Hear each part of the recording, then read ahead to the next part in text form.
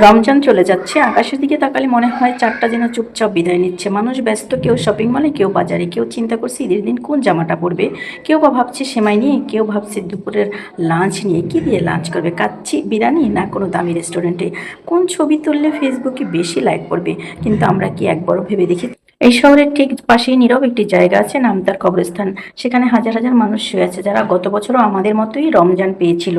তারা এখন শুধু কান্না করছে আর আফসোস করছে, আরো যদি রোজা থাকতো, আরো যদি তারাবি হতো, আরো যদি কোরআন তেলাওয়াত হতো, আমাদের জন্য যদি আরো সবাই দোয়া করতো, আমাদের কবর আযাবটা মাফ হতো। কিন্তু এখন তো তাদের আফসোস করা ছাড়া আর কিচ্ছু করার নেই। কবরে নীরব অন্ধকারে কান্না করছে, আর আমরা এখনো বেঁচে আছি, এখনো সময় আছে, এখনো আল্লাহর দরজা খোলা। রমজানের এই শেষ মুহূর্তগুলো শুধু শপিং আর আনন্দে হারিয়ে না ফেলি। একটু সেজদায় যাই, একটু কাঁদি, হয়তো এই রমজানটাই আমার জীবনের শেষ রমজান। কারণ পরের রমজান আমরা থাকবো কিনা সেটা আল্লাহই ভালো জানেন।